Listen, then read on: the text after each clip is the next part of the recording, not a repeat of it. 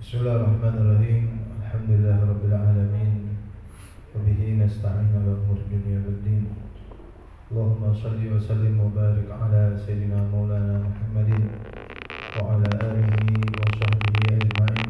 Subhanaka la ilma lana illa ma 'allamtana innaka antal alimul hakim. Rabbi shrah li sadri wa yassir li amri wa hlul 'uqdatam min lisani yafqahu qawli. Amma ba'du, hadratul muhtaramin yang kami muliakan, kami ta'zimi segenap para jamaah Masjid Agung Al-Falah, wabil khusus para sesepuh, para habaib, para asatid yang mungkin sebagian dari mereka saat ini juga bersama-sama kita, juga sebagiannya yang lain mungkin masih berada di tempat-tempat yang insyaallah mudah-mudahan mereka semua kita doakan senantiasa mendapatkan naungan rahmat Allah Subhanahu wa taala. Amin. Mudah-mudahan kita semua mendapatkan doa-doa mereka, keberkahan dari mereka semua. Amin. Yang kami hormati segenap pengurus Masjid Agung Al-Falah. Mudah-mudahan kita semua yang hadir pada subuh hari ini termasuk di antara hamba-hamba Allah yang dikatakan oleh Nabi Muhammad SAW, Basyiril masyaina fid dhulam bin nurit tam yaumal qiyamah. Berilah kabar gembira kepada mereka yang berjalan di waktu gelap, yaitu untuk melaksanakan sholat berjamaah di masjid, bin nurit tam yaumal qiyamah, dengan cahaya yang sempurna kelak di hari kiamat. Mudah-mudahan kelak di hari kiamat Allah bangkitkan kita dalam keadaan wajah yang berseri-seri, wajah yang bercahaya. Allah kumpulkan kita bersama Nabi kita Muhammad SAW, bersama guru-guru kita, dan tentunya pada bersama keluarga dan seluruh jamaah Masjid Agung Al-Falah. Amin ya rabbal alamin. Alhamdulillah, segala puji dan syukur kita haturkan kehadirat Allah Subhanahu wa taala atas limpahan rahmat, nikmat dan karunia dari Allah, sehingga pada subuh hari ini, walaupun dalam keadaan atau cuaca yang dingin, ya, yang mungkin kalau kita boleh memilih, lebih memilih untuk tidur, ya, tidur di rumah dengan selimutnya. Tapi karena nikmat Allah kepada kita, Allah berikan taufik kepada kita, sehingga Allah mudahkan langkah kaki kita berangkat dari rumah kita masing-masing. Tidak ada tujuan lain datangnya kita ke tempat yang mulia ini hanya ingin mencari ridhonya Allah Subhanahu wa taala. Datangnya kita ke tempat ini hanya untuk melaksanakan ketaatan kita kepada Allah Subhanahu wa taala. Mudah-mudahan setiap niat-niat baik dari kita semua diterima oleh Allah Subhanahu wa taala, dan mudah-mudahan itulah menjadi sebab ridhonya Allah kepada kita semua. Amin ya rabbal alamin. Hadirin hadirat yang dimuliakan Allah, seyogyanya subuh hari ini jadwalnya adalah Ustaz Al-Habib Bagir bin Abdullah Al-Mutahhar. Karena beliau yang tadi malam masih di Jawa, belum dapat kembali ke Pontianak, maka insyaallah nanti beliau akan mengisi di jadwalnya Habib Zaid bin Syahab. Jadi Habib Zaid insyaallah bulan Desember ini melaksanakan umrah. Mungkin nanti ada Jumat yang di jadwalnya Habib Zaid, kita akan minta Habib Bagir untuk menggantikan supaya tidak kosong, ya. Jadi untuk subuh hari ini, ya, izinkan kami untuk mengisi keluangan waktu. Mudah-mudahan kita bisa termasuk orang-orang yang istiqomah, tercatat orang-orang yang istiqomah menghidupkan majelis taklim di subuh hari Jumat. Hadirin yang dimuliakan Allah, ya, mungkin pada subuh hari ini, sebagaimana di malam Selasa setelah Ratibul Haddad, biasanya kami membaca beberapa faidah dari perkataan-perkataan para salafus saleh. Qala Sufyan bin Uyainah, awhashu ma yakun ibnu Adam fi thalathati mawatin. Ada 3 tempat bagi setiap manusia yang merupakan 3 tempat itu adalah hal yang paling menakutkan, hal yang paling memberatkan, bagi setiap manusia. Yang pertama kata beliau, yauma wulida fayakhruju ila dariham. Yang pertama, hari yang paling memberatkan bagi setiap manusia adalah hari ketika dia dilahirkan ke dunia. Ya. Fayakhruju ila dariham. Maka keluarlah anak itu, manusia tersebut, ke tempat yang penuh dengan kesumpahan. Di dunia ini oleh para aslafun as-salihun dipandang sebagai daru hammin, tempat yang penuh dengan kesumpahan. Walaupun secara sepintas kita lihat di dunia ini banyak tempat-tempat yang mungkin membuat kita senang, membuat kita bahagia, tapi yang namanya kehidupan di dunia tidak akan pernah lepas dari yang namanya masalah. Pasti akan ada saja masalah. Makanya sebagian ulama ada yang mengatakan bayi itu ketika dia terlahir ke dunia menangis karena yang tadinya dia merasa hangat di dalam perut ibunya, yang ketika dia merasa lapar dia sudah menerima asupan nutrisi melalui rahim ibunya. Kemudian dia senantiasa merasa aman karena berada dalam rahim ibunya. Pada hari dia dilahirkan, hilanglah rasa aman yang mungkin dia rasakan selama ini. Hilanglah rasa tenang yang mungkin selama ini dia rasakan selama berada di rahim ibunya. Lahir dia ke dunia, dan dia merasakan bahwasanya apa yang selama ini dia nikmati di alam rahim ibunya tidak lagi dia rasakan karena dia sudah berada di dunia. Maka hari itu, kata Al-Imam Sufyan bin Uyainah, adalah hari yang paling berat bagi setiap manusia. Dia lahir ke dunia dalam keadaan menangis. Tidak ada bayi lahir ketawa. Pernah lihat bayi lahir ketawa? Rata-rata pasti menangis. Kemudian yang kedua, hari yang paling memberatkan bagi setiap manusia, walailatun yabitu ma'al mauta fayujawiru jiranan lam yara mislahu. Hari yang kedua adalah malam pertama tinggalnya seorang mayit di alam kubur. Malam pertama di alam kubur. Ini hari yang paling menakutkan bagi setiap manusia, karena dia akan berdampingan dengan orang-orang, dengan jenazah-jenazah yang dia tidak pernah lihat sebelumnya. Keadaan yang sangat menakutkan, bermacam-macam hal. Ada yang sedang mendapatkan kenikmatan, begitu pula sebaliknya. Ada yang berteriak-teriak karena sedang disiksa oleh Allah Subhanahu wa ta'ala.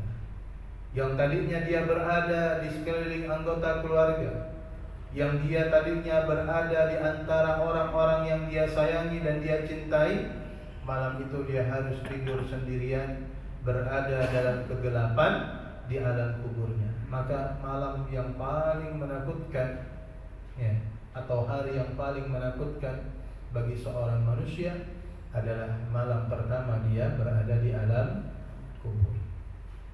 Oleh karena itu, kita sering biasanya melaksanakan sholat hadiah atau sholatul unus. Sholat al-unus, sholatul hadiah, yang kita hadiahkan untuk orang yang meninggal dunia di malam pertama.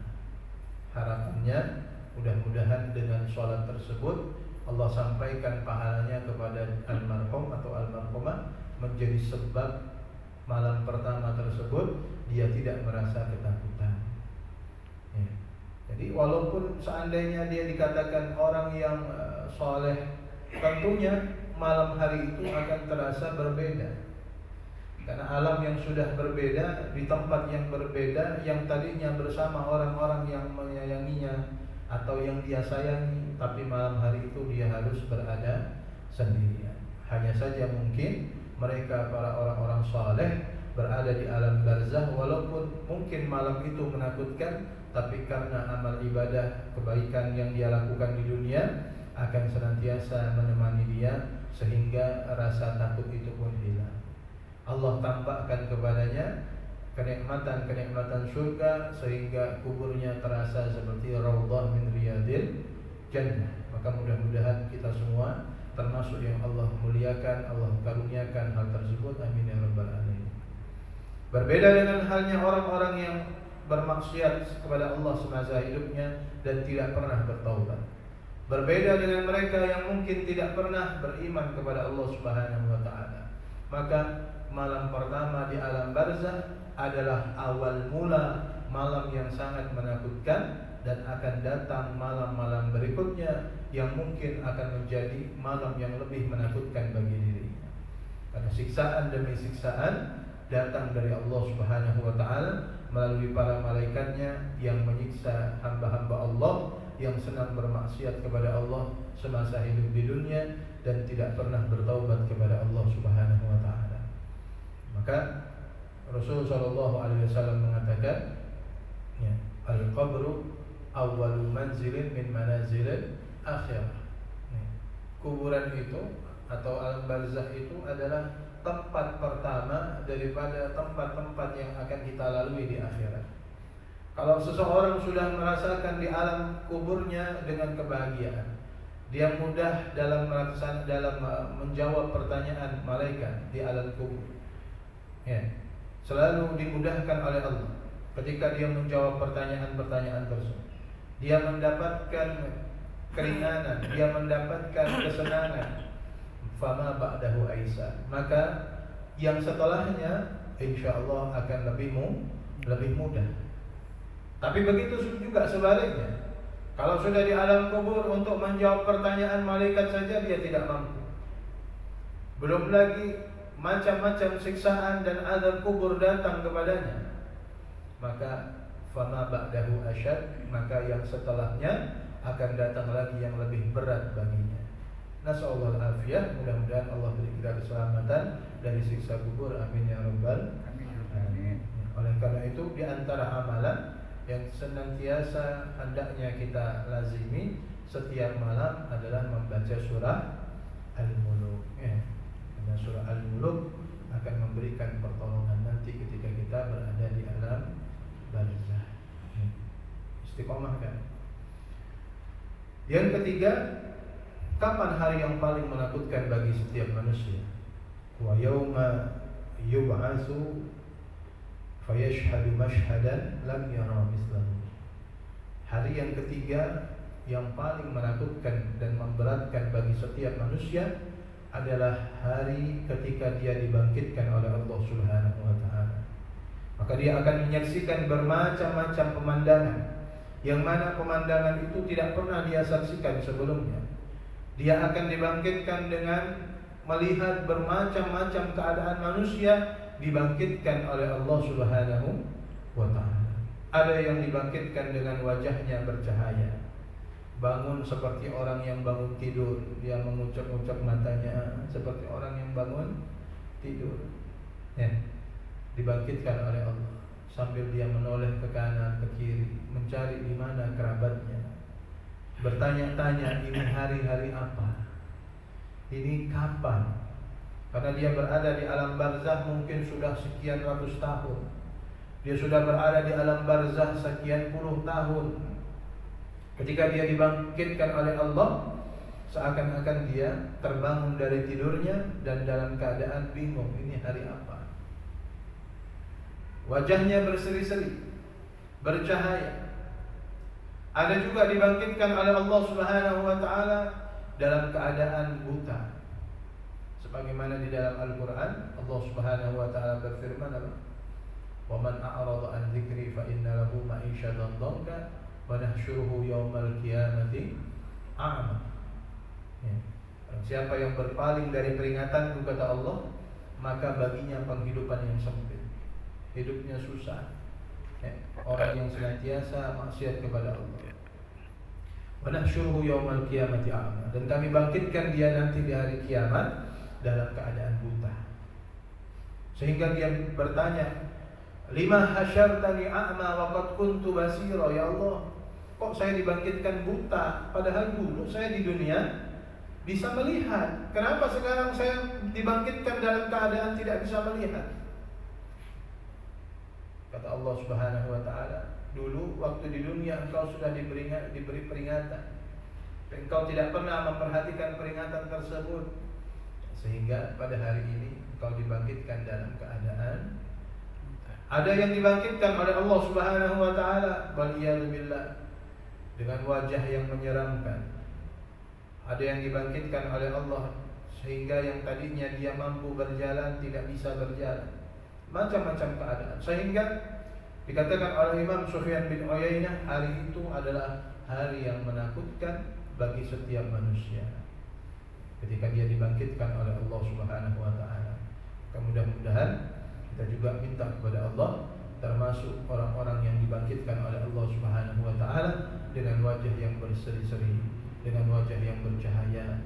Dan yang kita cari pertama-tama adalah Nabi kita Muhammad sallallahu alaihi wasallam. Kemudian Al-Imam Ibnul Jauzi mengatakan, ya kathiraz dzunub qalilal buka, ibqi ala adami bukaik, kanu yabquna ma'at taqwa wa anta tadhakuna ma'al dzunub. Al-Imam Ibnu Jauzi mengatakan, ya kathiraz dzunub, wahai orang yang banyak dosa, wahai engkau yang banyak melakukan maksiat, wahai engkau pendosa, qalilal buka, yang jarang menangis atau bahkan mungkin tidak pernah menangis. Ibki ala adami bukai, menangislah kamu karena kamu tidak pernah menangis.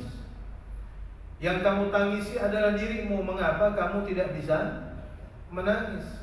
Menangisi apa? Menangisi dosa-dosa yang pernah kita lakukan. Kanu yabquna ma'at taqwa, mereka hamba-hamba Allah, orang-orang saleh, menangis padahal mereka orang yang bertakwa. Mereka orang yang ahli ibadah, mereka orang yang taat kepada Allah, tapi masih menangis di hadapan Allah, takut kepada Allah. Wa anta tadhaku ma'az dzunub, sementara engkau senantiasa tertawa padahal banyak dosa. Maka beliau mengingatkan, kalau kamu tidak bisa menangisi dosa-dosamu, maka tangisi dirimu. Mengapa menangisi dirimu? Karena tidak bisa menyesali dosa-dosa yang pernah kita lakukan. Maka termasuk yang dikatakan oleh Allah, oleh Nabi Muhammad SAW, mata yang nanti akan dijaga oleh Allah Subhanahu wa taala adalah mata yang menangis karena takut kepada Allah. Ainun batat tahrusu fi sabilillah wa ainun bakat min khasyatillah. Ada dua mata yang akan dijaga oleh Allah Subhanahu wa taala. Maksudnya mata di sini ya seluruh badannya. Sebab matanya Allah jaga seluruh badannya. Allah selamatkan nanti dia di akhirat. Siapa? Yang pertama, ainun batat tahrusu fi sabilillah, mata yang terjaga di jalannya Allah. Malam dia tidak tidur untuk mempertahankan atau menjaga sesuatu di jalan Allah. Dalam peperangan, mereka yang menjaga keamanan karena Allah. Yang kedua, wa ainun bakat min khasyatillah, mata yang senantiasa menangis karena takut kepada Allah. Makanya termasuk juga yang dikatakan oleh Nabi Muhammad SAW, orang yang ketika dia menyendiri kemudian menangis, meneteskan air matanya karena takut kepada Allah Subhanahu wa taala, yang termasuk akan mendapatkan keselamatan nanti di akhirat. Mudah-mudahan kita termasuk daripada golongan tersebut. Wa qala al-Imam Al-Ghazali rahimahullah taala, Al-Imam Ghazali radhiyallahu anhu berkata, kullu man ra'a sayyi'atan wa sakata 'alaiha fa huwa syarikun fi tilka sayyi'ah. Barang siapa yang melihat satu keburukan fasakat anha, lalu dia diam. Dia melihat satu kemaksiatan, dia melihat satu kezaliman, dia melihat satu perbuatan yang tidak baik. Wasakata anha, dan dia diam, padahal dia mampu untuk mengingatkan, padahal dia mampu menegur. Maka kata beliau, fahuwa syarikun fi tilka sayyi'ah, maka dia sama dapat dosa sebagaimana yang dilakukan oleh orang yang berbuat kemaksiatan tersebut. Sebagaimana Rasulullah SAW mengingatkan kepada kita, man ra'a minkum munkaran falyughayyirhu biyadihi. Ya. Kalau enggak bisa, fa bilisani, fa illam tastati fa biqalbi. Kalau kamu melihat satu kemungkaran, maka rubahlah, cegahlah. Dengan apa? Dengan kekuatannya. Kekuatan di sini mungkin dengan kekuasaannya, ya, dengan pengaruhnya, dia bisa menghentikan suatu kemungkaran. Kalau dia tidak bisa dengan kekuatannya, dengan kekuasaannya, dengan keberpengaruhannya pada masyarakat, maka fabilisani, dengan lisannya dia mengingatkan dengan nasihat. Ya, walaupun tentunya untuk menasehati seseorang ada adabnya. Ya, terkadang ada orang yang mengingatkan satu kesalahan tapi di depan orang banyak, membuat orang yang diingatkan ini mungkin akan, bahasa kita, hilang air mukanya. Ya. Maka Al-Imam Syafi'i mengajarkan kepada kita, ketika kita mengingatkan seseorang akan satu kesalahan yang dia lakukan, maka 4 mata saja. Ya, bicarakan dengan baik, ingatkan dia. Tidak perlu di depan orang banyak, apakah lagi merasa supaya orang ini yang salah ini merasa supaya dia malu di hadapan orang banyak. Jadi ada juga adabnya ketika kita mengingatkan seseorang dengan lisan, dengan nasihat. Kalau tidak mampu juga dengan lisan, ya, kita termasuk orang yang tidak mampu menasihati karena merasa saya pribadi saja masih banyak kurangnya. Mungkin kalau saya yang ngomong dia tidak dengar karena bukan orang yang dipandang oleh dia. Maka paling tidak, kata Rasulullah SAW, fabiqalbihi, dengan hatinya ingkar. Dia melihat satu kemaksiatan, dia melihat satu kezaliman, dia mencegah dengan kekuatan tidak punya, dia mencegah dengan lisan tidak mampu, maka cukup hatinya untuk ingkar. Jadi dengan hati itu sudah pilihan terakhir. Dengan kekuatan tidak mampu, dengan lisan tidak mampu, baru terakhir dengan hati. Kalau kita mampu berbuat dengan kekuatan, dengan kekuasaan, mampu menasehati dengan lisan, tapi kita lebih memilih yang ketiga, maka dianggap belum mencegah kemungkaran. Makanya sebenarnya amar ma'ruf nahi mungkar itu adalah satu cara atau salah satu sebab untuk menjalin rasa cinta terhadap sesama umatnya Nabi Muhammad SAW, untuk mempererat rasa cinta sesama hamba Allah. Karena sebagian orang terkadang ketika mendengar kalimat amar ma'ruf nahi mungkar itu dia merasa tidak enak.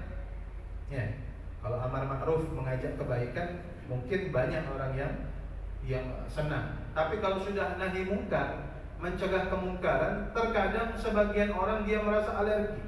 Karena yang dia bayangkan kalau sudah nahi mungkar ini pasti dengan kekerasan. Padahal ketika adanya nahi mungkar itu, orang yang mencegah satu kemungkaran itu adalah salah satu bukti tanda kalau dia cinta kepada umatnya Nabi Muhammad SAW. Karena orang yang mengaku sayang tidak mungkin dia biarkan orang yang dia sayangi itu berbuat kesalahan, yang mana kesalahan itu akan mendatangkan hal yang tidak baik kepada orang yang dia sayangi. Contoh, kita punya anak, ya, dia main pisau. Kita punya anak main pisau, main gunting, main benda tajam. Kalau orang tua yang sayang, kira-kira dilarang apa dibiarkan? Pasti dilarang. Kenapa kita larang? Karena kita sayang, takut kenapa-napa, nanti luka, nanti membahayakan orang. Karena kita sayang, maka kita larang dia dengan cara yang baik tentunya. Jadi ketika seseorang melakukan amar ma'ruf, Seseorang melakukan nahi mungkar, tidak ada tujuan lain daripada mereka yang melakukan amar ma'ruf dan nahi mungkar ini kecuali karena rasa cintanya mereka kepada umatnya Nabi Muhammad SAW.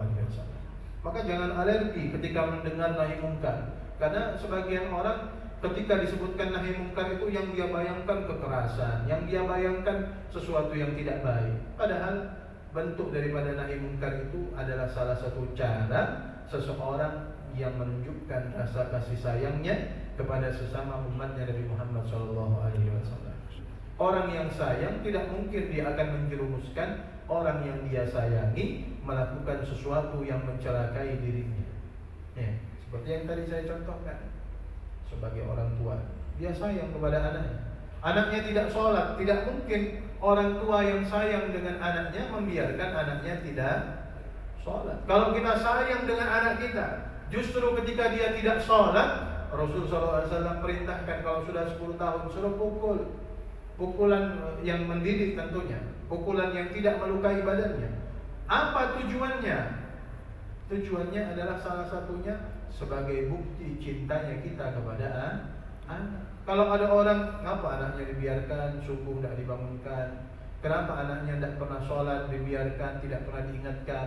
Kenapa anak perempuannya keluar sama laki-laki yang bukan mahram, tidak diingatkan? Kenapa anaknya mengumbar aurat keluar rumah, dibiarkan? Udahlah, saya sayang, nanti kalau dia ditegur, dia marah sama saya. Itu salah. Justru kalau kita sayang, kalau kita perhatian sama dia, ingatkan ketika dia melakukan satu kesalahan. Harapannya dengan kita menegur dia, lalu dia bersama itu mendapatkan hidayah dari Allah, kalau di akhirat kita bisa bersama-sama mereka di dalam surganya Allah. Jangan kita hanya peduli dengan dirinya kita sendiri, tujuannya kita harapannya masuk surga, tapi karena kita di dunia tidak peduli, tidak perhatian dengan orang-orang yang menjadi tanggung jawab kita, gara-gara itu nanti di akhirat akhirnya kita dicegah untuk masuk ke dalam surga. Karena mereka menuntut, ya Allah, ini bapak saya di dunia tidak pernah mengingatkan saya sholat. Ya Allah, saya di dunia keluar rumah mengumbar aurat, orang tua saya tidak pernah mengingatkan. Maka saya tidak terima kalau ayah saya masuk ke dalam surga. Dituntut oleh anaknya, dituntut oleh istrinya, dituntut oleh orang-orang yang menjadi tanggung jawabnya. Maka ketika kita melihat satu keburukan, satu kemaksiatan, satu kezaliman, ketika kita mampu mencegahnya dengan cara apapun, maka cegahlah. Kalau sudah tidak mampu, maka yang terakhir baru kita ingkari dengan hati. Sehingga kita tidak termasuk dalam golongan orang yang hanya mendiamkan satu kemaksiatan tapi ikut tercatat berbuat maksiat. Kemudian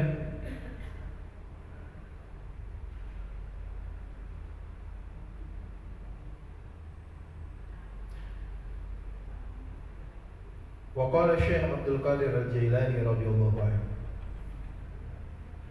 tajawazu an zallati ba'dikum ma'a ba'd, da'un nas tahta sitrillahi azza wa jal, muru bil ma'ruf wanhaw 'anil munkar min ghairi taftish wa la tajassus, wankaru ma dhahar wa ma 'alaikum mimma batan usturu yasturullahu azza wa jalla 'alaikum. Syekh Abdul Qadir Jailani pernah mengatakan, tajawazu an zallati ba'dikum ma'a ba'd, maafkan kesalahan satu sama lain di antara kalian. Artinya kalau ada orang berbuat salah kepada kalian, kepada kita, maafkan. Ya.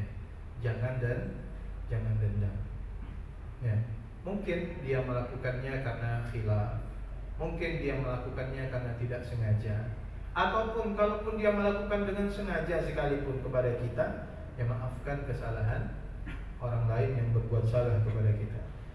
Da'un nas tahta sitrillahi azza wa jalla. Kemudian kata beliau, biarkan setiap orang itu berada dalam penutup dari Allah.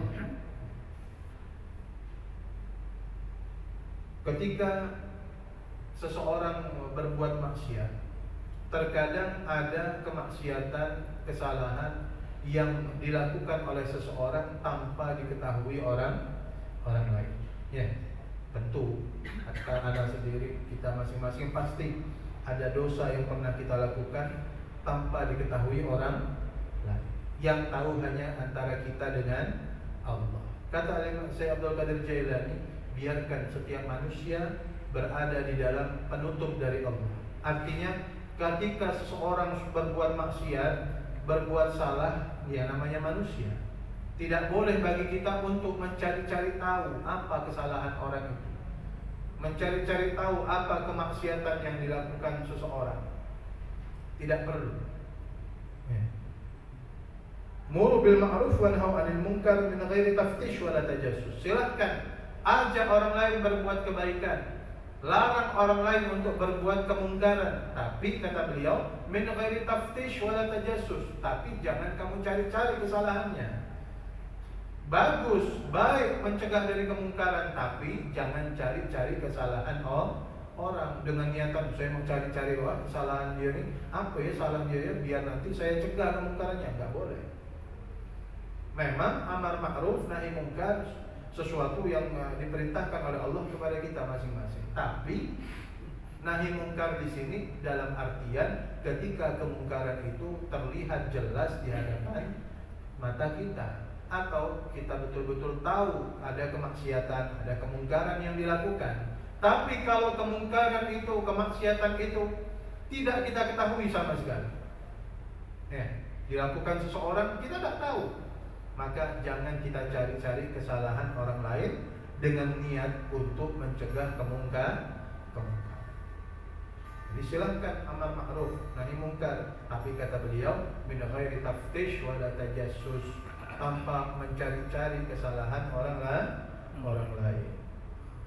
Wangkaru ma zahar, cukup kamu ingkari sesuatu yang tampak.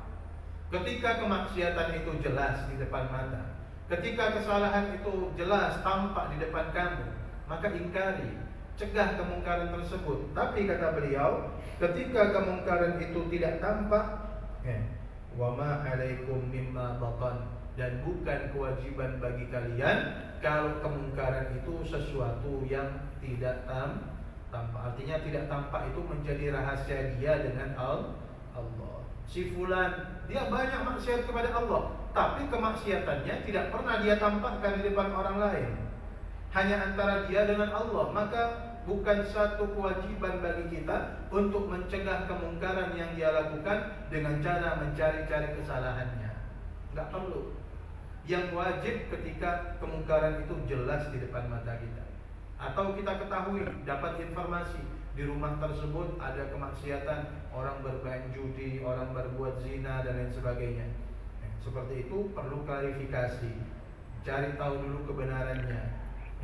Setelah itu jelas, betul, terbukti, baru kita cegah kemungkarannya. Adapun kemaksiatan, kemungkaran yang dilakukan oleh orang secara tersembunyi antara dia dan Allah saja yang tahu, maka tidak menjadi kewajiban kita untuk mencegah kemungkaran. Karena kata beliau tadi, da'un nas ala sitrillahi azza wa jalla, biarkan orang-orang tahta sitrillah, yang sudah Allah tutup. Karena ada di antara hamba Allah yang ketika dia berbuat maksiat sengaja Allah tutup dia. Kita sendiri masing-masing tentu ada dosa antara kita dengan Allah saja yang tahu, tapi Allah tutup, tidak Allah perlihatkan kepada orang. Kenapa? Allah masih mengharap orang ini mau bertobat kepada Allah. Makanya mungkin kita pernah dengar cerita bagaimana seorang wanita yang dia itu berbuat zina, lalu dia mengakui kesalahannya di hadapan Rasulullah. Rasulullah berkali-kali bertanya, mungkin kamu cuma ciuman, mungkin kamu cuma pelukan, terus dialih-alihkan oleh Rasulullah. Tujuannya apa? Supaya ini kan dosa antara kamu dengan Allah saja yang tahu. Enggak usah dipertontonkan, enggak usah diperlihatkan, tidak usah diumumkan. Cukup bertaubat kepada Allah. Allah Subhanahu wa taala Maha penerima taubat. Sebesar apapun dosa yang pernah kita lakukan, ketika kita sudah bersungguh-sungguh taubat kepada Allah, maka peluang untuk mendapatkan ampunan dari Allah sangat besar.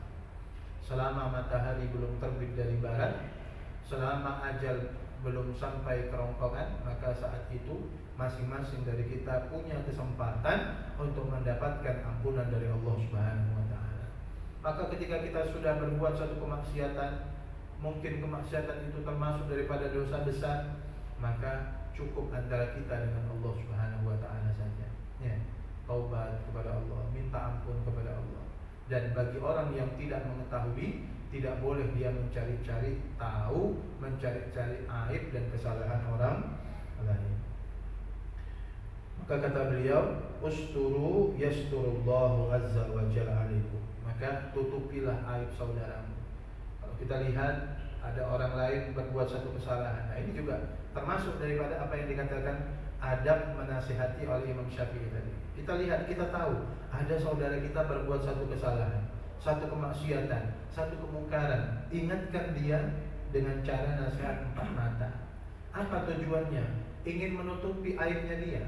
Kalau ketika kita nasihati dia di hadapan orang banyak, kamu ini begini di depan orang banyak, yang tadinya orang lain tidak tahu kesalahan dia, akhirnya semua menjadi tahu. Tapi ketika kita menasihati empat mata, orang yang mungkin sebelumnya tidak tahu, ya mereka tetap tidak tahu. Antara dia dengan kita saja yang tahu. Dengan nasihatnya kita, dengan peringatan dari kita, akhirnya dia bertaubat kepada Allah. Tapi ketika kita menasihati seseorang, mengingatkan seseorang di depan orang banyak, bisa jadi kemungkaran tadi itu, kemaksiatan atau aib atau sesuatu yang memalukan bagi dia diketahui orang banyak. Yang tadinya tidak tahu jadi tahu.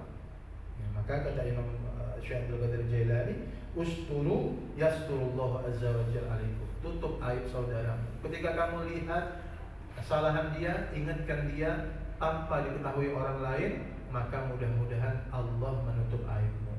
Ya. Jadi kata Imam Ghazali, kata Syekh Abdul Qadir Jailani, ketika kamu menutupi aib seseorang, mudah-mudahan Allah tutupi aibmu. Begitu juga kebalikannya.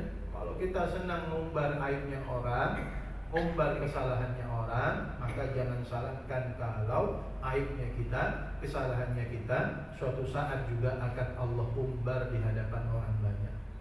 Ya. Bisa jadi terjadi. Jika kita yang suka menceritakan aib orang, suka menceritakan kesalahan orang, jangan salahkan orang lain kalau suatu saat aibnya kita juga Allah perlihatkan kepada orang lain. Maka ketika kita melihat satu kekurangan, satu kesalahan dari saudara kita, kaum muslimin, siapapun dia, kewajiban kita mengingatkan dia tanpa harus kita menceritakan kepada orang lain, dengan harapan mudah-mudahan Allah tutup aib dan kesalahan kita. Ya, itu harapannya kita. Kemudian terakhir, wal insan, ya, Al-Imam Ar-Rafi'i mengatakan, wal insan 'indan nas bi hay'ati wajhihi wa hulyatihi allati tabdu 'alayhi, walakinahu 'inda Allah bi hay'ati qalbihi wa dhannihi alladhi yadhunnu bih. Manusia itu kalau di hadapan manusia, artinya kita dengan sesama manusia, yang tampak itu hanya wajah dan perhiasan yang ada pada badannya. Ya, perhiasan di sini termasuklah pakaian. Ya. Artinya kita bisa menilai orang itu hanya dari segi yang zahir saja. Urusan yang zahir itu urusan yang bisa kita hukum, yang bisa kita hukumi antara sesama manusia. Tapi kata beliau, walakinnahu indallah bihayati qalbi wa dhannihi alladhi yadhunnu bih. Adapun manusia di sisi Allah, kalau bagi Allah, dari mana Allah menghukumi seseorang? Bihayati qalbi. Allah akan melihat keadaan hatinya. Yang Allah pandang adalah hatinya. Makanya Rasulullah SAW sering mengingatkan kita untuk senantiasa menjaga hati, membersihkan hati dari penyakit-penyakit hati, karena hati ini tempat pandangan Allah Subhanahu wa ta'ala kepada setiap hambanya. Rasa takwa kepada Allah, rasa takut kepada Allah ada di dalam hati. Karena itulah tempat Allah Subhanahu wa ta'ala memandang setiap hambanya. Wa dhannihi alladhi yadhunnu bih. Kemudian yang menjadi menurut di sisi Allah Subhanahu wa ta'ala, Setiap manusia itu selain hatinya yang Allah pandang adalah prasangka dia kepada Allah. Ketika prasangka dia kepada Allah baik, maka Allah juga akan memandang dia sebagai orang yang baik. Ketika dia berprasangka buruk kepada Allah, maka begitu pula. Oleh karena itu, hendaknya kita bukan hanya sekedar menjaga muruah harga diri kita di hadapan manusia dengan memperindah pakaian kita, dengan memperindah keadaan kita, memperindah wajah kita, memperindah gerak-gerik kita, tapi juga hendaknya kita perhatikan hati kita perhatikan rasa baik sangkanya kita kepada Allah, dengan harapan bukan hanya kita baik di sisi manusia, tapi kita juga baik di hadapan Allah Subhanahu wa ta'ala. Amin ya rabbal alamin. Mungkin sampai di sini saja yang kami cukupkan. Mudah-mudahan yang sedikit ini bermanfaat. Mudah-mudahan kita tambah dekat dengan Allah, tambah cinta kepada Allah, tambah cinta kepada sesama umat Nabi Muhammad SAW. Dan mudah-mudahan kita diberikan keselamatan oleh Allah di dunia sampai akhirat. Amin ya rabbal alamin. Hadani Allah wa iyyakum. Assalamualaikum warahmatullahi wabarakatuh. Assalamualaikum warahmatullahi wabarakatuh. Bapak dan Ibu yang dirahmati Allah SWT, demikian tausiah subuh yang telah disampaikan oleh Ustaz Amir Rahman SPDI. Mudah-mudahan apa yang disampaikan beliau tadi sangat bermanfaat dan menambah ketakwaan kita kepada Allah SWT. Amin. Mari kita tutup pengajian kita dengan doa. Bismillahirrahmanirrahim. Subhanakallahumma wa bihamdika asyhadu an la ilaha illa anta astaghfiruka wa atubu ilaik. Wabillahi taufiq. Assalamualaikum warahmatullahi wabarakatuh. Allahumma shalli ala sayyidina Muhammad